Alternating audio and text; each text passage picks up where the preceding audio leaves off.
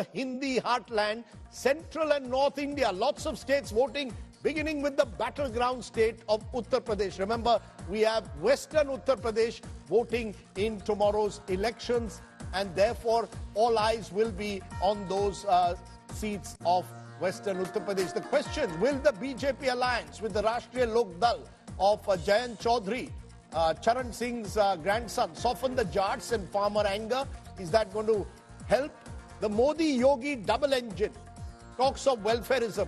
Does that make the BJP unbeatable as they've been in Uttar Pradesh since 2014? Is Mandir a factor in polls in Uttar Pradesh?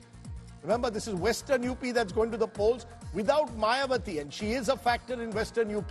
Can the Samajwadi Party and Congress pose a serious challenge to the BJP? I want to go first to our pollster. Let me start with you, Rahul VMA. How do you see it, this interplay between Jats, Dalits, Muslims in large parts of Western UP? So Rajdeep, I think the opposition alliance, the SP and Congress, would hope to give a tough fight to the BJP in this region, especially the 8 seats that are going to be for polls tomorrow.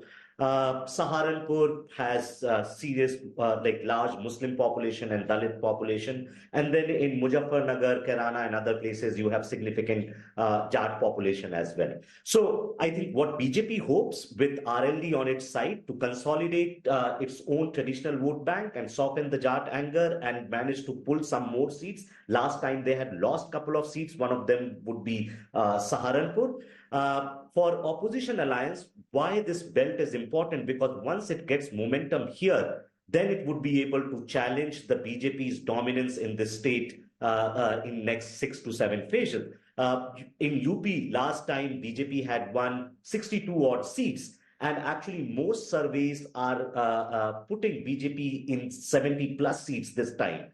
And so if BJP's sort of juggernaut for 2024 has to get any sort of big dent, it can come from UP, where if the opposition alliance works well, they can actually take away 10 to 20 seats. Or if BJP actually works well, then BJP will be able to add 10 more seats to its kitty. And so that's where we are looking, whether BJP gains 10 to 15 seats or BJP loses 10 to 15 seats from its 2019 tally. But let's focus for a moment on Western UP. Sanjay Kumarji, last time round was Samajwadi Party and BSP were in alliance that helped them in pockets of Western UP. They are now fighting separately. Mayawati is seen to be virtually a B team according to some of the BJP. Does that make it more difficult for the UP ke ladke, Rahul Gandhi and Akhilesh Yadav, to really have a dent in this first round in Western UP?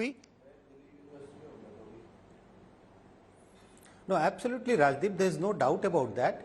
If you look at the 8 seats of Western UP which goes to poll tomorrow, 5 were held by the BSP. And we should not forget that BSP had contested that election in alliance with Samajwadi Party. So there was a consolidation of anti-BJP votes in favor of Samajwadi Party and BSP, which resulted in BSP getting 5 seats.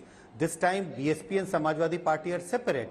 So a division of anti-BJP votes will certainly damage the prospects of India Alliance partner as well as BSP. Also, I do get a sense that BJP's vote share may be increasing by even if it means by a couple of percentages, even in the Western UP, because now BJP is in alliance with the RLD. So I think BJP is on a very strong wicket in the Western UP as far as tomorrow's first phase of poll concerns. You know, Rashid Kidwai, what's the Mayawati story? I mean, there was this talk before the election that eventually Mayawati will join hands with the India Alliance. She's made it very clear, I have nothing to do with it. Is Mayawati a B team of the BJP? Is she deliberately putting up candidates from the same communities as SP and Congress simply to cut the vote? She has reduced herself in this election to a vote cutter. Yes, Rajdeep, I think Mayawati is the biggest insurance policy that BJP has in Uttar Pradesh, because, her support base, her vote share remains intact, and that is not transferring to the opposition, and that's the biggest problem. There was very serious talk, and even as far as the Congress is concerned, they were even prepared to project her as a prime ministerial candidate, though there was no consensus in India Alliance, but she just were talks, but she was not willing.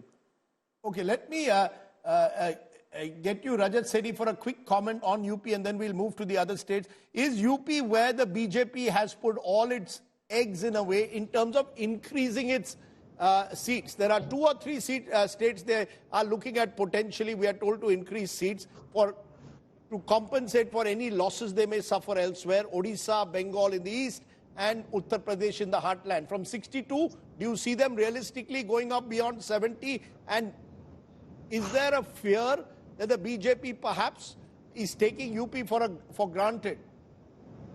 Well, I don't think BJP would ever take UP for granted. There was a reason why Rashtriya Lok Dal was approached and that switch from the India alliance to the NDA alliance was made, because BJP is acutely aware that if you leave any stone unturned, it might cost you. And Western UP is typically the region which gives momentum, it gives the head start to BJP, because it's one region which is typically more polarized.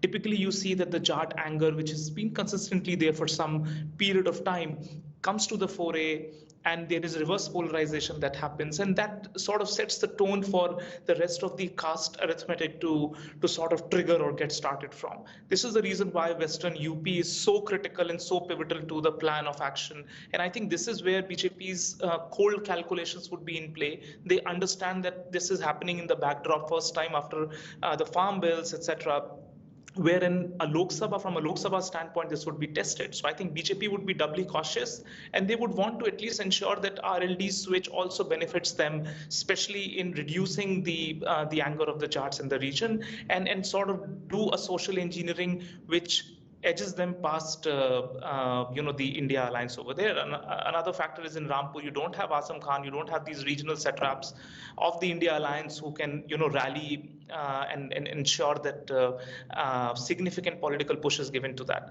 Minus those big names, how would India alliance push its own calculus in this part of the state? It's something to be seen. But Rajdeep, I think this is one point which I wanted to place is, what I'm seeing is that there is a rather muted start to the election happening tomorrow. I would have typically seen like much more bombastic claims from both the sides, the ruling party as well as the opposition. But this election cycle somehow appears to be a little more muted. Maybe it's good for the country at large, but what are your opinions on that?